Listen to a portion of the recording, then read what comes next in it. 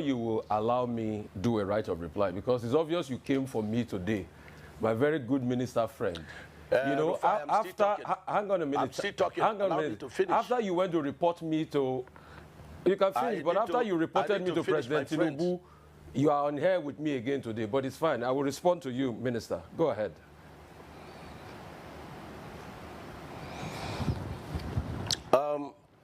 You were quoting a.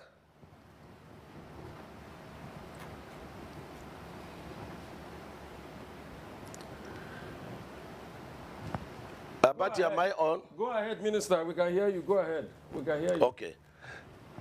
Yes. Now, the third one, Rufai became an attorney, darkening counsel without knowledge. She said, oh, there is a case in court. Yes, there were and there are still cases in court. The first case was 39, people that their properties were demolished and properly, evaluated, and they were paid. Even shanties, the president directed us to pay. Because he wants to alleviate their problems. Naturally and normally and by law, we don't pay for shanties when they are destroyed. You pay for properly, registered, properties. And when you destroy it, you pay. Now, the 39 of them, which Win Home was one of it, the court dismissed the case. Then she now single-handedly on her own went to Federal High Court and instituted another case. That case is on. Probably that's what Rufai, SAN is quoting. And then there's also another case she instituted, diaspora investors. This diaspora investor, there was no registered, evidence, and so they cannot sue or be sued. Now the question is, in the court did not put any injunction against the work. And in any case, we had passed the road even before they went to court. If somebody sues you, Rufai, and says that, you passed, against the traffic, which you did sometime, you broke the law. And it does not mean that, you are restricted unless the court evidently says so. So these are the issues. Now, the diaspora, the investors, who are resident in Nigeria, with me and you, they have come to me, they have sent me a letter, they want to come to the office to see me. And I'm willing to see them. I wanted to take on the woman because when she's using the issue of diaspora investors, it makes other people, genuine investors that want to invest, to be afraid. This government is very friendly with, diaspora people, and so we wouldn't allow her to use the name and damage, the administration. So I had wanted EFCC to come into the case, DGSSS and police, and even the Interpol. But I have left it to the investors. When they come, they are willing to do that, they will process it. So these are the issues about the coastal highway. But notwithstanding, the coastal highway is going on very well, very competitive. We are in session 2 now. We've opened session 3 and 3B, 65 kilometers in Calabar and, and Akwa Ibom. This section 4A and 4B going on at Ogun. And also at Ondo. Minister, I would like to interject. This so that is about long. the coastal highway. Minister, yes, Minister, I would like to interject. This monologue is quite long. So at first, Minister, after you had gone to report me in front of President Tinubu and said all sorts, anyway, I am not beholden to you. My job is accountability. You are too small for me to report you to the president. No, but they are empirical. You are too small Minister, for me to Minister, report you to the Minister, president. let me Who speak. are you? Who are you for me to report you? Minister, let me speak. I have empirical evidence. The world watched it on the commission of the project when you mentioned the questions I asked you to the president. That was reporting me to the president officially. The world watches, so you don't need to dilly-dally about the empirical facts. I don't talk without facts, Minister. When I have my facts, I talk. And I insist on my question when I ask on cost. Let me only address you. Minister, you will not allow me speak.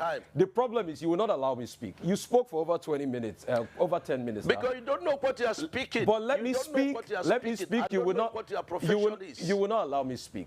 You see, if you can just keep quiet and be calm and just allow me speak, I'll be happy. All right. So my question still persists as regards the cost per kilometer. You cannot tell me that we don't have a right to know the cost per kilometer. Even if it's an undulating landscape, give us all the facts and the details of the cost per kilometer. That's all we'll ask for. Other questions as regards the loans taken. Let me finish. No. I won't Let keep me quiet finish. for you to damage Let me information. finish. Listen to me. Minister, you will Listen not to allow me speak. The minister will not allow me speak. No. Don't do that with me. Minister will Don't not do allow that me with speak. me.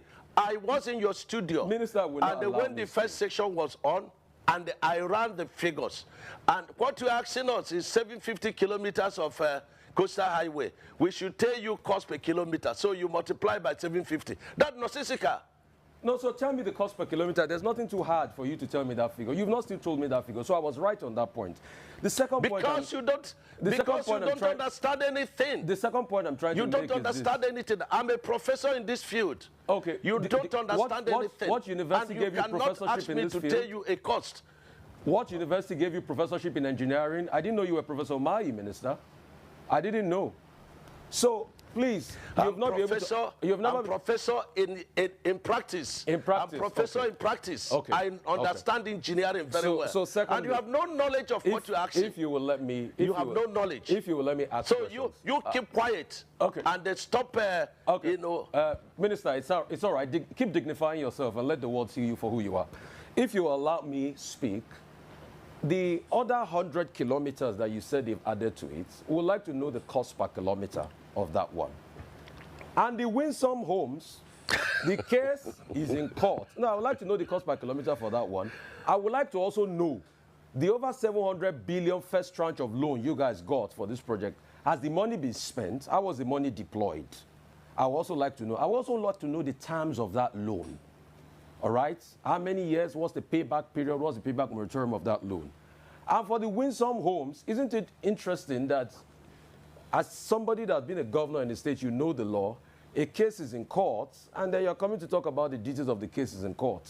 Because you denied that the case was not in court. Now you've already accepted that the case is in court. So is it not just better you thrash it out with the woman that has been reporting a case in public that we all heard, and I ask you questions based on that? So, Minister, just answer the questions. I've got no axe to grind with you. You know that. We've spoken many times.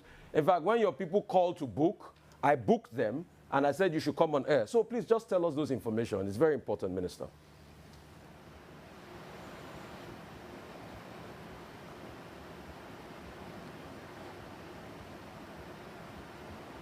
I'm not hearing, even though this guy is not... Yes, you know, in certain cases in court, you say, you know, you do no case submission. Rufai does not know what he's talking. And I think he should come to learn, you know, one, how to talk. Number two, Mayo. He answered the question. How have the loan been spent? What's the cost per kilometer of these new 100 kilometers? How much is it going to cost? And how has the cost been spent? All right, Minister Umahi, you have the floor now to please respond to the questions that have been posed to you. Okay. Number one, you know, this guy makes me, you know, it makes me, you know, to laugh, you know, at a very high level of ignorance. I was in Edo State, and I said, listen, the president has directed, you know, 100 kilometers of the coastal highway to pass through Edo State. And this man is asking me how much per kilometer. This 100 kilometers has not been designed. There has not been a soil report on it. And so why are you asking me, you know, to, you know, is it to name a child or to do a birthday for a child that is still in the belly of, you know, a mother? That's what he said. So, and he's doing it, you know, what is the cost per kilometer? You know, what is the cost per kilometer? Listen, in this kind of project, you are not dealing with a cost per kilometer. You can't say this is an average cost per kilometer. So I'm teaching you English now. You can talk about an average cost per kilometer because every 1 kilometer is different in cost from the other kilometer. So you can talk about cost, average cost per kilometer. Now, Rufai, that project has not been designed. It has, the soil report is not out. That process is ongoing. And when that is done, the ministry will do their own, you know, evaluation. We now go to BPP and ask for selective tendering of the project. And when